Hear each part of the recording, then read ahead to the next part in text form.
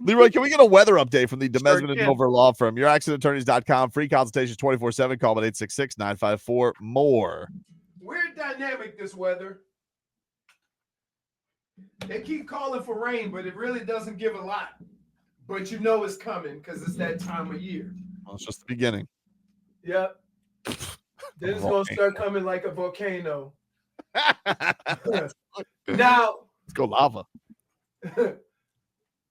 I'm looking up in the sky. Winds are coming out of the east. Clouds aren't moving very fast, so I'm going to say they're 5 to 10 miles an hour. It is partly cloudy. And it's about 84 degrees. But I will say this. What you need to understand about the weather this time of year. Because one of the reasons why hurricane season is in full effect when it gets here is because the winds blow all that crap from Africa over here. Now, what happens in Florida is you have a westerly wind and an easterly wind, and it usually meets right over West Broward. And so if the winds are strong enough from the west, it keeps it kind of out east.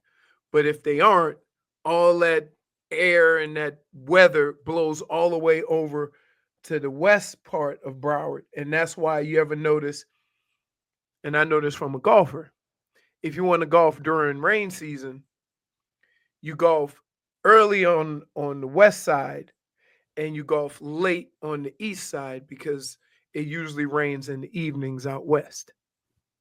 Ted says, I want Bennett to fight someone tonight. Listen, he may not have a choice. He may not. I was getting ready to say he may not have a choice. I think this may be one of those. They may start off the game Four Nation style, like it may be right off the face off. But here's the deal with that. If they start the game off like that, don't the Panthers win?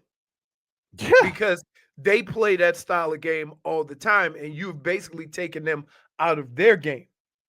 You know, I always make fun of the parents who are soft parents around these parts because they let their kid like fall into bandwagon traps. I love Shohei Ohtani. I love Steph Curry. I love teach your kids the local teams, right? Like my son can like Shohei Ohtani, but he's gonna have an Augustin Ramirez jersey. That's how it's gonna work. And somebody on my son's flag football team last night shows up with a Panthers jersey, turns around, old number 9, Sam Bennett. I'm like, that's a good kid. And that's a good it's good. That's different. It's easy to get a Kachuk. But you get a Bennett? Yeah. By the way, 9. Rains in Africa by Pitbull was the single-handed worst placed song in any movie that I've ever seen. You understand, they played that song while Aquaman was in the desert. Spoiler alert. Spoiler alert. Speaking of rain. No spoiler alert, it was 3 years ago. We already had Aquaman too. That's true. It was one where Leroy was like, looks a lot like Nicole Kidman. And some guy behind him, because he's saying it loudly, is just like, it is. Well, because she looked young. And I know Nicole Kidman is not young. Leroy, you don't do commentary in movie theaters, do you? Oh yeah, he does. No way. You kidding me? He does commentary in real life. Leroy. He's narrating from the table. Oh, here's the deal. Okay. I watch and enjoy movies, especially some of my, favorites. I go see all the Marvel movies, most of them. Right. I didn't go see Blue Beetle. But here's the deal. There comes a time when it's just not believable, right? And we went to go see Aquaman on the Yucks. We didn't go say, ooh, we want to go see Aquaman. We made ourselves go because it was going to be ridiculous. Is this not accurate, Tobin? Well, the reason we went is because it was a bit on the show that I don't like Aquaman. I think he's a hero. Right. So we went in there with the whole context that Tobin was going in there with a bad attitude. Yeah. So I was like, Wait a minute. If you want him to like Aquaman, you can't dump Aquaman out of a plane at 20,000 feet, have him land in the desert while Pitbull is singing Rain in Africa. That's true. That's That's what happened. That's what happened, though. So, Tyreek Hill, we talked a little bit about this yesterday, put out a top 5 list. No Tua on the list. No disclaimer on the list. All right. Investigations have shown no results on that. So, for right now, it's just a troll list. He was called out about this on NFL Live by longtime NFL insider, former Miami Dolphins reporter Jeff Darlington, who said people are getting sick of Tyreek Hill's act.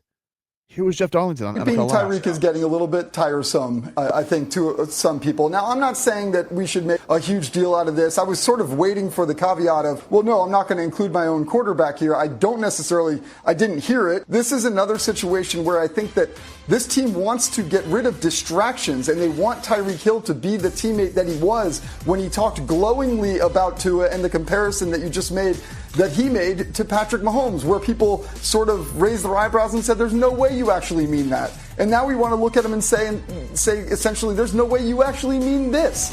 If Tyreek Hill does want out of Miami, as suggested earlier this season, which he then walked back, he is doing himself no favors, because all that he's doing is sending messages to potential suitors that this is how he's going to act at some point in time when he plays for them. I will say the Dolphins still believe he is incredibly talented and warrants the type of respect that they give him. But man, it's got to get tiresome at some point. There you go. Jeff Darlington on NFL Live yesterday. Yeah, I know he is a social media savant. He likes being on social media. He likes, doing the little podcast, whatever you have, right? But I think at some point, he's got to read the room. And the room and reading it is his own doing. Right? He did this. It's not nobody else on the outside or even in the building is bad-mouthing Tyreek. Tyreek is putting himself out there like that. Nobody is, and he doesn't have to keep putting this stuff out there. And I still do wonder, how much motivation is there to get out? Look, we mentioned the Jimmy Butler thing. They've kind of gone in parallels here. Like Jimmy said, yeah, I'm cool, but we know what his initial thought was, and that was after the season was like, hey, I'm sick of this situation. And mind you, that did come with his worst numbers, his quarterback missing 6 games, his quarterback not being able to be out there with a hip injury by the end of it. Remember Drew Rosenhaus, went on McAfee the next day or 2 days later and was kind of like, Tyreek Hill, he played through injuries and others didn't. I'm not saying that was a shot at Tua, but I'm not saying it's not a shot at Tua. And so maybe Tyreek feels a little bit of like, hey, I'm getting killed here for playing through an injury all year, and this guy wasn't even available for half the season. So maybe he feels that way, and he's like, I can't win here. It's always gonna be Tua. And he feels like I've done my time to pump him up, and I'm done with that now. Now, let me clarify something. And I would say this. As many situations as Cheetah has gotten himself into, off the field, before games, whatever. Until the last game of the season, you've never had an issue with him playing and giving 100% effort. Yep. What they have said is when he practices, when he works, he is all in. So I kind of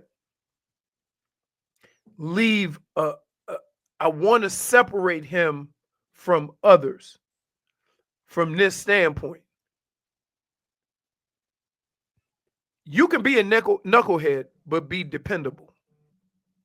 You see what I'm saying? And I think because he puts the work in, because he's normally a guy they can depend on that's going to give 100% effort, they kind of put up with all the other stuff. But everybody has the breaking point. Mm-hmm. And I think with all the stuff surrounding Tyreek, I just wish that he would read the room a little bit better and understand that they don't want to get rid of him. They want him on the team because he does put in the work. And when you think about all the other players that have been issues in various leagues, we always go to there's times where he quits. There's times where he's uninterested. And I can't really say that about Tyreek. So that's kind of one of those things where you can kind of justify dealing with all the other stuff because you know on game day you're going to get Tyreek. Well, I think that's the other thing that's interesting because it's not like he didn't deal with the Tua injuries his first season here, but I think that I don't know if there was maybe, I wonder if the veterans on the team were so done with like, dude, you left us with Skylar Thompson. Like you had Mike White, like that was your plan, Skylar Thompson. Because the year before, remember the first year that they got, at least you had Teddy Bridgewater, right? Right. You know, and strangely, Skylar Thompson got worse from 3 years out. But like you even then at the end when Skylar Thompson, you had to drag it to beat Joe Flacco and the Jets. Mm-hmm. It's like, dude, this is what we knew. Okay, this is what you left us with at the end. And so I do wonder for some of the veterans if you guys know, okay, this is a vulnerability you have with Tua. How could that be what your fallback option was? How could you have a sense the kid was ready and he was so not ready? Can I just and